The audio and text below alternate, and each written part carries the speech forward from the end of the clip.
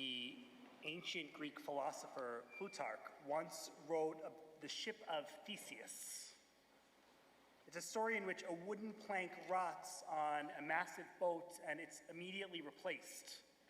And then each time a plank or a part of the boat starts to rust, it's also replaced, each part changed one by one. Until one day when the boat now comprises entirely of different pieces than it had when it was first constructed.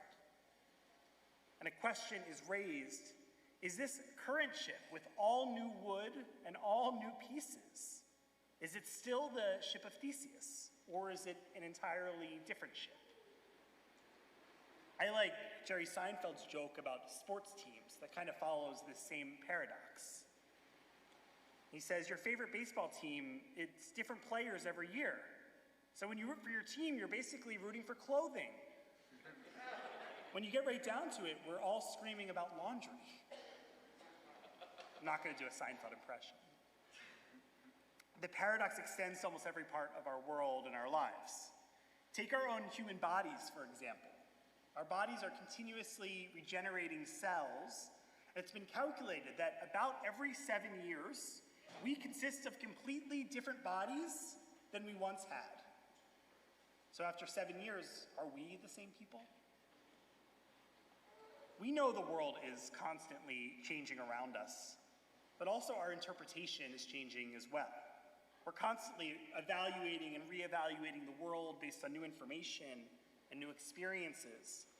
So we can look at the same phenomenon and see it completely differently than we maybe once did before.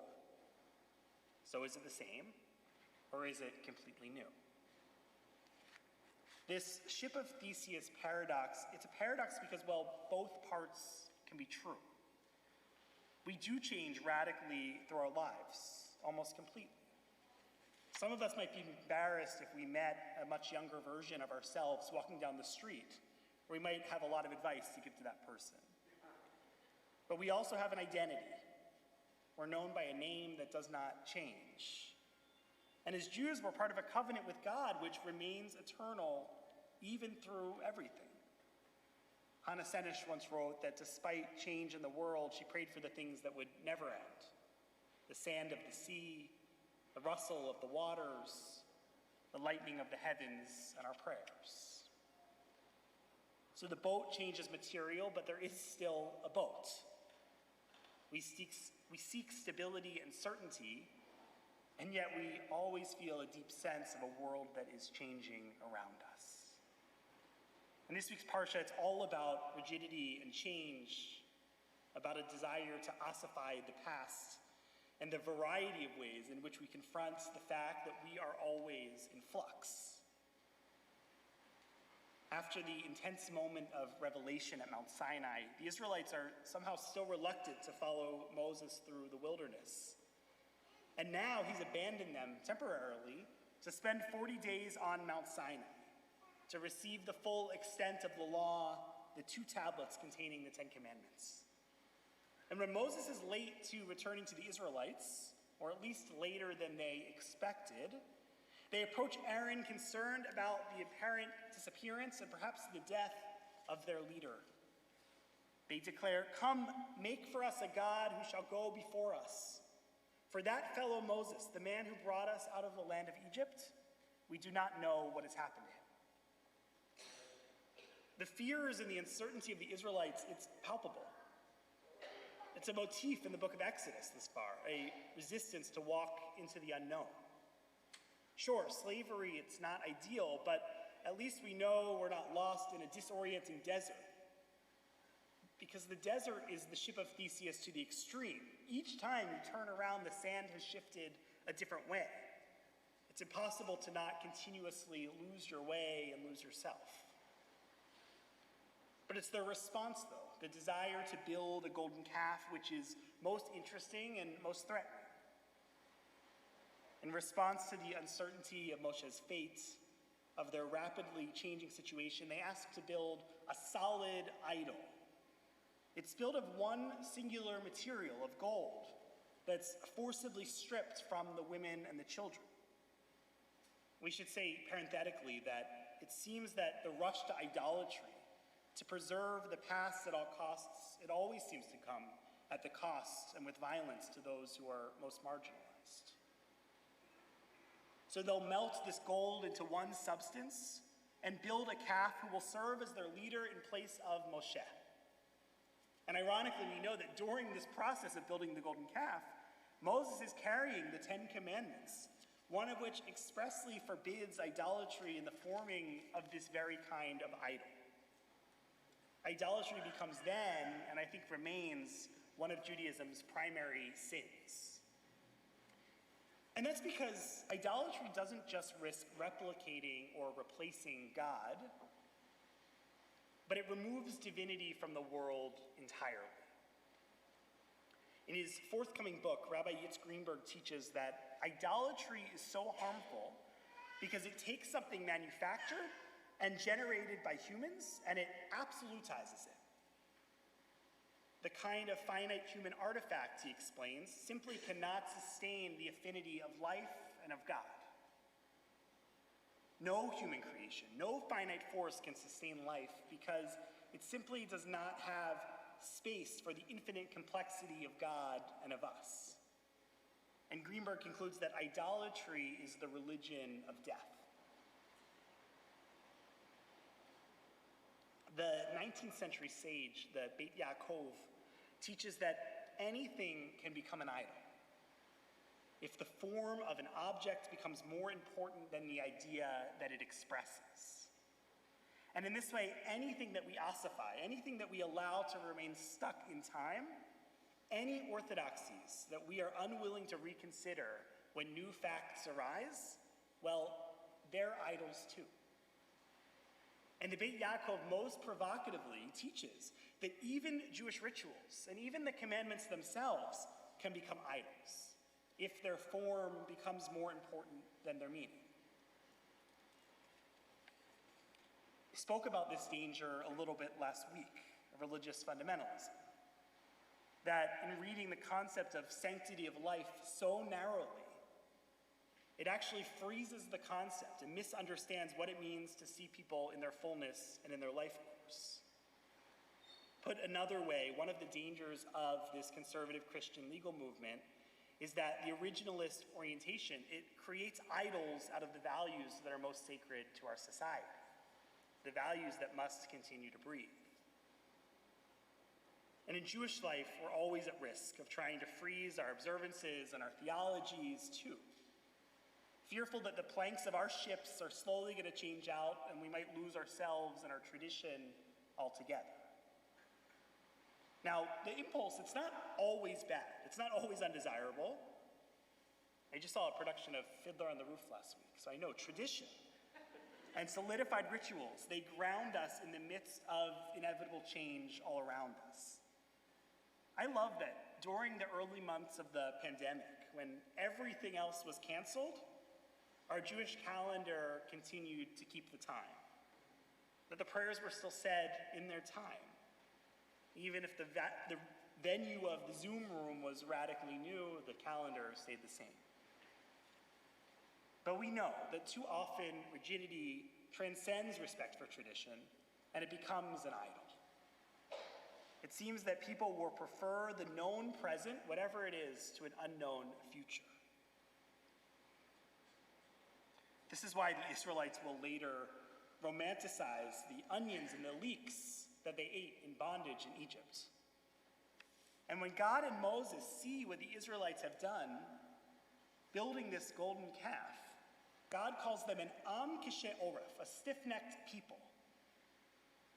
The medieval commentator Sporno teaches that when God calls them this, God is saying that there are tendons in their necks that are made from iron. And this makes them unable to look this way or this way, and unable to listen to the advice or admonition from any other source besides what is directly in front of them. It's a damning critique of the Israelites in that moment, and especially now, when we have constant access to new information, and we have the opportunity to experience the perspectives of others which we never had in future generations, in real time. if we're not willing to turn our head from side to side to observe the change around us, if our heads remain fixed, if we ignore anything that might help us change our opinion or take a step forward towards collective liberation, we're worshiping idols too, and we have stiff necks. So how do we bask in the change? How do we acknowledge both that our bodies are new and that the pieces of the ship keep changing without losing our identity, our sense of self, our tradition? In this too, God provides a remedy. It's an alternative building project, not an idol, but a Mishkan, a multicolored, multi-material, ever-moving tabernacle. And unlike this solid, one-piece golden calf, the Mishkan has space for God's presence and for the community itself to dwell. Rabbi Shefa Gold explains that the main difference between the Mishkan and the golden calf exists within the space of the Mishkan itself. It's a structure that is built to send us to the holy innerness. All of the beauty, the color, the design are dedicated as a nexus point between the human and the divine, between heaven and earth. And the important part of the Mishkan is not the outer form, as beautiful as it may be, but for what's inside, because that's the place that God speaks to Bnei Israel. The further within it you get, the more holy the space. And in contrast, the golden calf, it's solid. It exists of and for itself. When we supply the gold, the calf seems to take on a life of its own.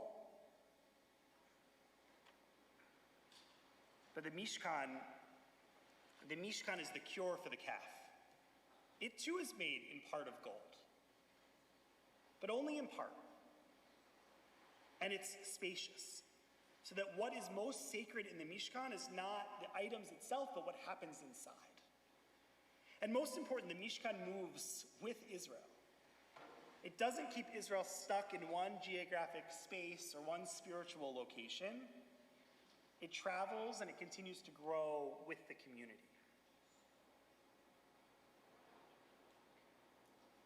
Where are the places which I am choosing to be stuck, in which I'm not allowing myself to change? Where do I have a stiff neck? And where do I create idols in my own life? And where am I using the Mishkan? Where am I building rituals and practices that help me embrace change while still relying and depending on tradition? Because the planks of the boat, the cells in our body, they will continue to change.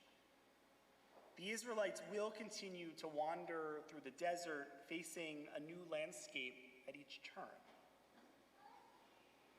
The question is, can they and can we create communities and theologies and rituals that allow us to maintain our own identity, our own sense of self, without creating boundaries that are so strict that they become idols themselves? The Talmud teaches that one who worships idols is a person who has rejected the entire Torah.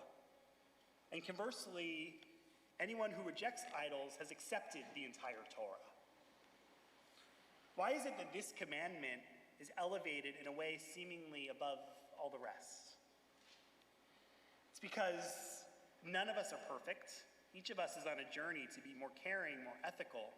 Each of us growing in our observance and experience of mitzvot, our knowledge of Judaism.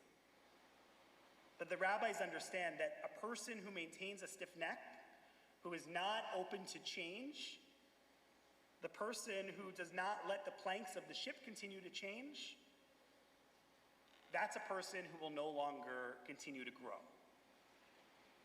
And just as they have accepted idols, their growth becomes like the golden calf, completely solid and stuck. But the person who commits themselves to building tabernacles, to finding ritual that gives us strength and comfort in a world that continues to change, who rejects the desire to keep things exactly how they are. They're a person who's committed to the personal and the communal work of letting God in. And what else is the Torah really about? So, does the ship of Theseus change or stay the same? Of course, the answer is both. But in many ways, the boat doesn't really matter. What matters is the community we build that allows us to ride the waves of the sea. Shabbat shalom.